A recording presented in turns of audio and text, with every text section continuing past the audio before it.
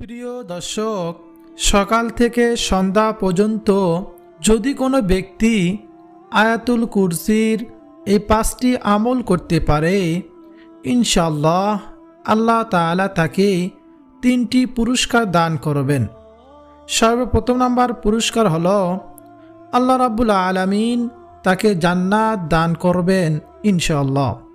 দ্বিতীয় নাম্বার পুরস্কার, সেই পুরস্কারটি হলো আল্লাহ রাব্বুল আলামিন তার সব ধরনের বালা মুসিবত থেকে হিফাজত করবেন।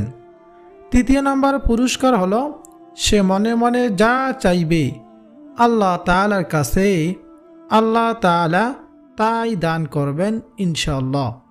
তো প্রিয় দর্শক, যে ব্যক্তি এই 3টি পুরস্কার পেতে চায় সে যেন আজকের ভিডিওটি সম্পূর্ণ দেখে এবং এখান থেকে প্রতিটি আমলকে সে সুন্দরভাবে শিখে পরবর্তীতে সে নিয়মিত এই 5টি আমল করে মহান মালিকের দরবার থেকে এই 3টি পুরস্কার নিয়ে নেবে ইনশাআল্লাহ। নবীজি সাল্লাল্লাহু আলাইহি ওয়াসাল্লাম বলেন, ও আমার উম্মতেরা শোনো, কোনো ব্যক্তি যদি প্রত্যেক ফরজ নামাজের পর আয়াতুল কুরসি পাঠ করতে পারে, আল্লাহ রাব্বুল আলামিন তাকে মৃত্যুর পর সাথে সাথেই জান্নাত দান করবেন। সুবহানাল্লাহ। প্রিয় দর্শক, কোন জান্নাত দান করবেন? যেই জান্নাতের ওয়াদা আল্লাহ তাআলা নিজেই করেছেন। আল্লাহ তাআলা বলেন, ও আমার বান্দাবান্দিরা, তোমরা আমি আল্লাহ তাআলার ইবাদত করো, আমি আল্লাহ তোমাদেরকে সন্তুষ্ট করব জান্নাত দিয়ে। সুতরাং এমন জান্নাত আমি তোমাদের জন্য বানিয়েছি যে জান্নাত সম্পর্কে তোমরা কোনোদিনও কল্পনাও করোনি, চোখেও দেখোনি। এমন সুন্দর জান্নাত আমি আল্লাহ তোমাদের জন্য বানিয়েছি। সুবহানাল্লাহ। প্রিয় দর্শক, জান্নাতের নাজ নিয়ামত সম্পর্কে একটু আলোচনা করি, তারপর আলোচনা করব আয়াতুল কুরসির সে 5টি বিশেষ আমল সম্পর্কে যা নবীজি সাল্লাল্লাহু আলাইহি ওয়াসাল্লাম বলেছেন। নবীজি বলেন, জান্নাতের নাজ নিয়ামত যদি মানুষ দেখত তাহলে মানুষ পাগল হয়ে যেত। প্রিয় দর্শক, দুনিয়াতে মানুষ কত রকমের স্টেজ তৈরি করে, সেই স্টেজের মধ্যে বিভিন্ন গান বাজনা হয় অথবা ওয়াজ মাহফিল হয়, কিন্তু জান্নাতের মধ্যে আল্লাহ তাআলা স্টেজ তৈরি করবেন। সেখানে কোনো অশ্লীল কিছু হবে না, সেখানে আল্লাহ রাব্বুল আলামিন কোরআনুল কারীম তেলাওয়াত শোনাবেন। আল্লাহ সুবহানাহু ওয়া তাআলা সর্বপ্রথম নবী দাউদ আলাইহিস সালাতু ওয়াস সালামকে ডেকে ডেকে বলবেন, ও দাউদ, তুমি তোমার সুললিত কণ্ঠের দ্বারা জবুর কিতাব তেলাওয়াত করো। যেমনিভাবে দুনিয়াতে বেঁচে থাকা অবস্থায় তুমি জবুর কিতাব তেলাওয়াত করতে। দাউদ আলাইহিস সালাতু ওয়াস সালামের কণ্ঠ ছিল অনেক অনেক সুন্দর। নবী দাউদ আলাইহিস সালাতু ওয়াস সালাম যখন দুনিয়াতে জবুর কিতাব তেলাওয়াত করতেন, সমুদ্রের মাছগুলো নদীর কিনারে সমুদ্রের কিনারে চলে আসতো তার কণ্ঠের আওয়াজ শোনার জন্য। আকাশ দিয়ে যদি কোনো পাখির ঝাঁক উড়ে যেত, সেই সব পাখিগুলো থেমে তার সামনে চলে আসতো সুবহানাল্লাহ তার তেলাওয়াত শোনার জন্য। এত সুন্দর ছিল নবী দাউদ আলাইহিস সালাতু ওয়াস সালামের কণ্ঠ। সেই সুললিত কণ্ঠে আল্লাহ রাব্বুল আলামিন নবী দাউদ আলাইহিস সালাতু ওয়াস সালামকে বলবেন, ও দাউদ, তুমি জবুর কিতাব তেলাওয়াত করো। নবী দাউদ আলাইহিস সালাতু ওয়াস সালামের সুললিত কণ্ঠ শুনে মানুষ পাগল পারা হয়ে যাবে। এবার আল্লাহ তাআলা নবী মুহাম্মদ রাসূলুল্লাহ সাল্লাল্লাহু আলাইহি ওয়াসাল্লামকে বলবেন, ও আমার বন্ধু মুহাম্মদ, আপনি আপনার সুললিত কণ্ঠের দ্বারা পবিত্র কোরআনুল কারীমের সূরাতুল ইয়াসিন তেলাওয়াত শুরু করেন। নবীজি সাল্লাল্লাহু আলাইহি ওয়াসাল্লাম সূরাতুল ইয়াসিন তেলাওয়াত শুরু করলে নবীজির সুললিত কণ্ঠের আওয়াজ শুনে মানুষ বেহুশ হয়ে যাবে। এইবার আল্লাহ তাআলা সর্বশেষে আল্লাহ রাব্বুল আলামিন প্রধান অতিথির আসন গ্রহণ করবেন। তারপর আল্লাহ তাআলা আর রহমান বলে একটা টান মারবেন, আর রহমান সূরা তেলাওয়াত করবেন। এই আয়াত শুনে, এই তেলাওয়াত শুনে মানুষ বেহুশ হয়ে যাবে। এই বেহুশ অবস্থায় যে কত কোটি কোটি বছর চলে যাবে সেটা একমাত্র আল্লাহ তাআলাই ভালো জানেন। প্রিয় দর্শক, দুনিয়াতে একজন মানুষের কণ্ঠ সুন্দর, সে মানুষের কণ্ঠকে কে বানিয়েছে? অবশ্যই আল্লাহ তাআলা বানিয়েছে। সেই আল্লাহ তাআলার কণ্ঠ কত সুন্দর। প্রিয় দর্শক শ্রোতা, এই যে মানুষকে সুন্দর কণ্ঠ আল্লাহ তাআলা দিলেন, যে আল্লাহ সৃষ্টি করলেন, সে আল্লাহর কণ্ঠ কত সুন্দর হবে, বলুন না সুবহানাল্লাহ। তো আমরা সব সময় মালিকের কাছে দোয়া করব, আল্লাহ তুমি আমাদেরকে সেই জান্নাতের সেই অনুষ্ঠান, সেই প্রোগ্রাম শোনার জন্য তৌফিক দান করিও, আমিন সুম্মা আমিন। তো চলুন প্রিয় দর্শক, আয়াতুল কুরসির প্রত্যেকটি আমলের সাথে আপনাদেরকে পরিচয় করিয়ে দেই। 1 নম্বর আমলটি হলো, নবীজির প্রিয় সাহাবী আবু উমামা রাদিয়াল্লাহু তাআলা আনহু বলেন, আমি নবীজির পবিত্র জবান মোবারক থেকে শুনেছি যে নবীজি বলেছেন, কোনো ব্যক্তি যদি প্রত্যেক ফরজ নামাজের পর আয়াতুল কুরসি পাঠ করে, সে মৃত্যুর পর সাথে সাথেই আল্লাহ তাআলা জান্নাতে চলে যাবে। সুবহানাল্লাহ। প্রিয় দর্শক, নবীজির ওই প্রিয় সাহাবী নিশ্চিত করেছেন যে নবীজি বলেছেন, কোনো ব্যক্তি যদি প্রত্যেক ফরজ নামাজের পর আয়াতুল কুরসি পাঠ করে, সে মৃত্যুর পর সাথে সাথে আল্লাহ তাআলা জান্নাতে চলে যাবে। কেন জান্নাতে যাইতে পারে না? এখন জানুন। সাহাবীরা বলল, কেন ইয়া রাসূলুল্লাহ? নবীজি বলেন, তার কারণ হলো সে এখনো মৃত্যুবরণ করে নাই। যখন সে মৃত্যুবরণ করবে, সাথে সাথেই আল্লাহ তাআলা জান্নাতে চলে যাবে। সুবহানাল্লাহ। অনেকেই প্রশ্ন করতে পারেন, আমরা কি গোটা নামাজের পর পড়ব আয়াতুল কুরসি? প্রিয় দর্শক, ফজরের 2 রাকাত ফরজ নামাজের পর পড়বেন, জোহরের 4 রাকাত ফরজ নামাজের পর পড়বেন, আসরের 4 রাকাত ফরজ নামাজের পর পড়বেন, মাগরিবের 3 রাকাত ফরজ নামাজের পর পড়বেন ও ইশারের 4 রাকাত ফরজ নামাজের পর আয়াতুল কুরসি একবার করে পাঠ করবেন ইনশাআল্লাহ। যদি মৃত্যু পর্যন্ত আমলটি করতে পারেন, আল্লাহ সুবহানাহু ওয়া তাআলা আপনাকে অবশ্যই জান্নাত দান করবেন ইনশাআল্লাহ। দ্বিতীয় নম্বরে যে আমলের কথা বলবো, সে আমলটি শুনলে একটা ঘটনা আপনাদেরকে শুনতে হবে। নবীজির একজন প্রিয় সাহাবী ছিল, যার নাম ছিল আবু হুরায়রা রাদিয়াল্লাহু তাআলা আনহু। নবীজি আবু হুরায়রা রাদিয়াল্লাহু তাআলা আনহুকে ডেকে ডেকে বললেন, ও আবু হুরায়রা, আজকের পর থেকে তুমি সদগার মাল সমূহ পাহারা দিবে। নবীজির কথা মতো আবু হুরায়রা রাদিয়াল্লাহু তাআলা আনহু সদগার মালগুলো পাহারা দেওয়ার কাজে নিযুক্ত হয়ে গেলেন। তিনি পাহারা দিচ্ছেন। এমন সময় তিনি একদিন দেখতে পাইলেন, একজন চোর সেই মালগুলো চুপি চুপি এসে চুরি করে নিয়ে যাচ্ছে। আবু হুরায়রা রাদিয়াল্লাহু তাআলা আনহু তাকে হাতে নাতে ধরলেন। ধরিয়া বললেন, তোমাকে আমি আল্লাহ রসুল সাল্লাল্লাহু আলাইহি ওয়াসাল্লামের দরবারে নিয়ে যাব। কালকে সকালে তোমাকে আমি আল্লাহ রসুল সাল্লাল্লাহু আলাইহি ওয়াসাল্লামের সামনে নিয়ে যেয়ে হাজির করব। আমি তোমাকে ছাড়ব না। তুমি কেন চুরি করেছো? তুমি জানো না চুরি করা মহাগুনাহ? তখন ওই ব্যক্তি বলল, আমি এই পেটের দায়ে চুরি করেছি। কেউ কি আর সুখে চুরি করে? আমার ঘরের মধ্যে আমার সন্তান সন্ততি না খেয়ে আসে। আবু হুরায়রা, তুমি আমাকে ছেড়ে দাও, আমি সেই সন্তান সন্ততির জন্য খানা নিয়ে যাব, তাদেরকে খাওয়াইতে হবে। নবীজির প্রিয় সাহাবীদের তো অনেক মায়া ছিল। নবীজি সাল্লাল্লাহু আলাইহি ওয়াসাল্লামের ওই সাহাবীর মনে মায়া লেগে গেল। ওই সাহাবী বলল, ঠিক আছে, আর কোনো দিন আসবে না, আজকে তোমাকে আমি ক্ষমা করে দিলাম।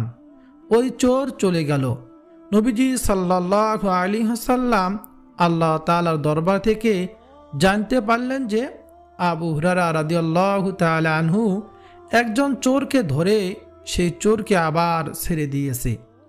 নবীজি পরের দিন সকালে আবু হুরায়রা রাদিয়াল্লাহু তাআলা আনহুকে ডেকে ডেকে বললেন, ও আবু হুরায়রা, গত রাতে তো তুমি একজন চোরকে ধরেছিলে, সে চোরকে কি করেছো? তুমি তাকে কেন ছেড়ে দিয়েছো? আবু হুরায়রা রাদিয়াল্লাহু তাআলা আনহু বলেন, ও নবী, সে অভাবের তাড়নায় দেখিয়েছে, অভাবের তাড়নায় চুরি করেছে, তার ঘরে নাকি অনেক অনেক অভাব, সেই কথা বলেছে, বিদায় আমার অনেক অনেক মায়া হয়েছে, তাই আমি তাকে ছেড়ে দিয়েছি। নবীজি ওই সাহাবীকে বলেন, ও আবু হুরায়রা, শোনো, সে তোমাকে মিথ্যা কথা বলেছে, সে আজ রাতে আবার আসবে। নবীজির ওই প্রিয় সাহাবী আবু হুরায়রা রাদিয়াল্লাহু তাআলা আনহু বলেন, সে আজকে রাতে আবার আসবে? ঠিক আছে নবী, কথা দিলাম, আমি কালকে আপনার কাছে তাকে নিয়ে আসব। নবীজির ওই প্রিয় সাহাবী আবার আজকে রাতেও পাহারা দিচ্ছেন। এমন সময় ঠিক দেখতে পাইলেন ওই চোর আবার এসে ওই মালগুলো চুরি করে নিয়ে যাচ্ছে। নবীজির ওই প্রিয় সাহাবী আবু হুরায়রা রাদিয়াল্লাহু তাআলা আনহু তাকে হাতে নাতে ধরলেন, বললেন, গতকাল না তুমি ওয়াদা করেছিলে যে আর আসবে না, আজকে কেন আবার এসেছো? তোমাকে আর ছাড়ব না, নবীজির দরবারে তোমাকে নিয়েই যাব। ওই ব্যক্তি বলল, হে আবু হুরায়রা, আজকের পর থেকে আমি আর কোনো দিন চুরি করব না। আজকে আমার সন্তান সন্ততি কান্না করতেছে। আবু হুরায়রা, তোমার সামনে যদি তোমার সন্তান সন্ততি কান্না করে, তাহলে কি তুমি সহ্য করতে পারবে? আবু হুরায়রা রাদিয়াল্লাহু তাআলা আনহু বললেন, ঠিক আছে, তোমাকে আজকেও আমি ক্ষমা করে দিলাম। তুমি কথা দাও আর কোনো দিন চুরি করতে আসবে না। ওই ব্যক্তি বলল, ঠিক আছে, আমি কথা দিলাম, আর কোনো দিন চুরি করতে আসব না। নবীজির ওই সাহাবী তাকে ছেড়ে দিলেন। পরের দিন নবীজির দরবারে গেলে নবীজি জিজ্ঞেস করলেন, আবু হুরায়রা, গত রাতেও তো তুমি ওই চোরকে ধরেছিলে, তুমি তাকে ছেড়ে দিয়েছো? আবু হুরায়রা রাদিয়াল্লাহু তাআলা আনহু বলেন, ও নবী, সে আজকে রাতেও আমার কাছে অভাবের তাড়নায় চুরি করতে এসেছে বলেছে। সে ওয়াদা করেছে, পরিপূর্ণ ওয়াদা করেছে, সে আর আসবে না, তাই আমি তাকে ছেড়ে দিয়েছি। নবীজি বলেন, আবু হুরায়রা, শোনো, সে যতই ওয়াদা করুক না কেন, সে তোমার সাথে মিথ্যা কথা বলেছে। সে আজকে রাতে আবার আসবে, সে আসবেই আসবে। নবীজির এই কথা শোনার পর আবু হুরায়রা রাদিয়াল্লাহু তাআলা আনহু বলেন, কি, সে আজকে আবার রাতে আসবে? আজ যদি আসে তাহলে তাকে আর আমি ছাড়ব না, আপনার দরবারে নিয়েই আসব, ইয়া রাসূলুল্লাহ। নবীজির এর কথা মতো আবু হুরায়রা রাদিয়াল্লাহু তাআলা আনহু আবার আজকে রাতে পাহারা দিচ্ছেন। এমন সময় তিনি দেখতে পাইলেন সেই চোর আবার চুপি চুপি এসে সেই মালগুলো চুরি করতেছে। নবীজির ওই প্রিয় সাহাবী অনেক রাগান্বিত হয়ে গেলেন।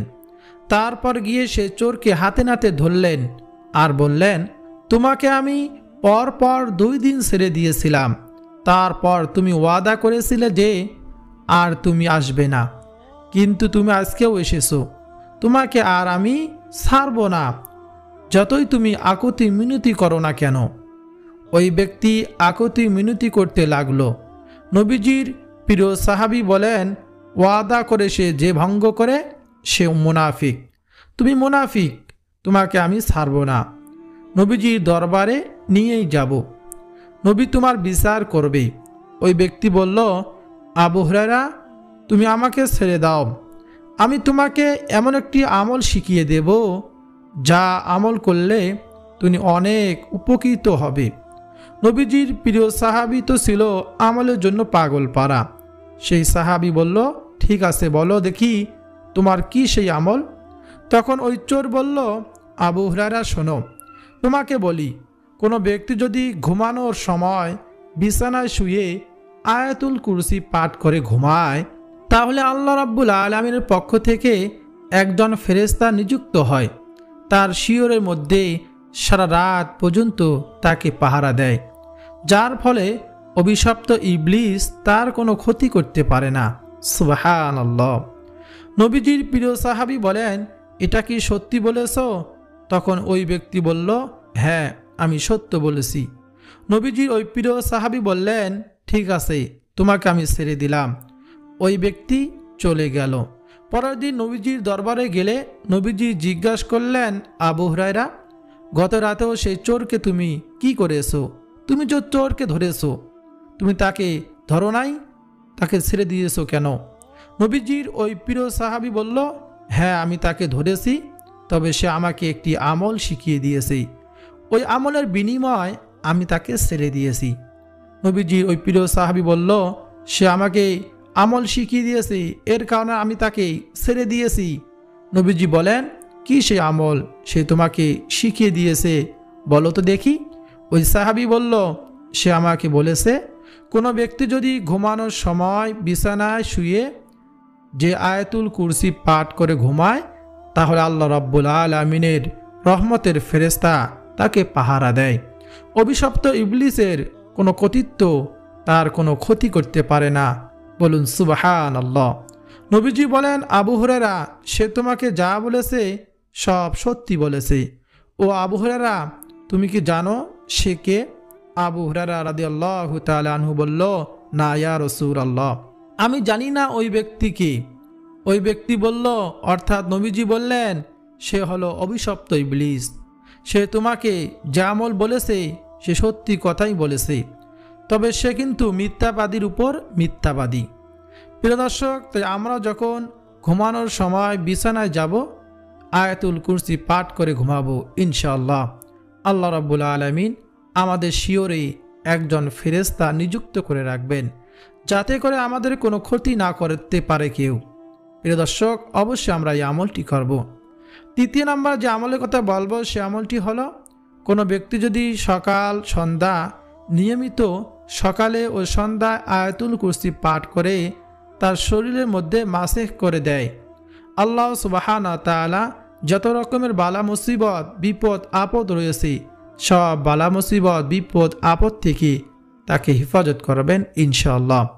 প্রিয় দর্শক, আল্লাহ তাআলা যদি কাউকে হেফাজত করে, দুনিয়ার কেউ তার কোনো ক্ষতি করতে পারবে না ইনশাআল্লাহ। আমরা বেশি বেশি পরিমাণে 3 নম্বর আমলটি করার চেষ্টা করব। 4 নম্বরে যে আমলের কথা বলবো, সে আমলটি হলো, আপনার সম্পত্তি, ব্যবসা, দোকানপাট যদি চুরি হওয়ার আশঙ্কা থাকে, তাহলে সেই সম্পত্তির উপর আয়াতুল কুরসি পাঠ করে ফুঁক দিবেন। ইনশাআল্লাহ আপনার সম্পত্তি, আপনার ব্যবসা, আপনার দোকান যাই কিছু থাকুক না কেন, আল্লাহ রাব্বুল আলামিন নিজ কুদরতি হাতে নিজে হেফাজত করবেন ইনশাআল্লাহ। ওই যে একটা কথা বললাম, আল্লাহ তাআলা যদি কোনো জিনিসের হেফাজত করেন, তাহলে সারা দুনিয়ার মানুষ মিলেও সে জিনিসকে ক্ষতি করতে পারে না। আর আল্লাহ তাআলা যদি কোনো জিনিসে হেফাজত না করেন, তাহলে সারা দুনিয়ার মানুষ মিলেও সে জিনিসকে রক্ষা করতে পারে না। প্রিয় দর্শক, আপনার সম্পত্তির উপর, আপনার দোকান পাট ব্যবসা বাণিজ্যের উপর আয়াতুল কুরসি পড়ে ফুঁক দিবেন ইনশাআল্লাহ। আপনার সকল সম্পত্তি যেমন ছিল তেমনই থাকবে, কেউ কোনো ক্ষতি করতে পারবে না ইনশাআল্লাহ। আল্লাহ তাআলা ফেরেশতার দ্বারা আপনার সম্পত্তিকে পাহারা দিবেন ইনশাআল্লাহ। সর্বশেষ যে আমলের কথা বলবো, সে আমলের আমি আপনাদেরকে বলে দেই। আমলটি হলো, আপনি যখন বাড়ি থেকে বের হবেন, অর্থাৎ কোথাও যাবেন, রাস্তাঘাটে কত দুর্ঘটনার শিকার হতে হয়, তাই না? তো সেই সময় যদি আপনি আয়াতুল কুরসি পাঠ করে আপনি বাড়ি থেকে বের হতে পারেন, ইনশাআল্লাহ আপনাকে হাজারো ফেরেশতা প্রতিমধ্যে পাহারা দিবে, যাতে করে দুনিয়ার জিন শয়তান মানুষ শয়তান কোনো কিছু আপনার ক্ষতি করতে না পারে। সব বিপদ আপদ থেকে আল্লাহ সুবহানাহু ওয়া তাআলা আপনাকে হেফাজত করবেন। তাই আসুন এই আয়াতুল কুরসির এই 5টি আমল আমরা নিয়মিত করি। এই আমলগুলো করে আমরা মহান মালিকের কাছে গুনার জন্য ক্ষমা চাই। আল্লাহ তাআলা আমাদের গুনাহ ক্ষমা করবেন।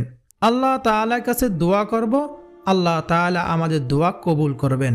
মনে মনে যা চাইব তাই আল্লাহ তাআলা অবশ্যই আমাদেরকে দিবেন, কারণ আয়াতুল কুরসি অনেক অনেক দামি একটি আমল।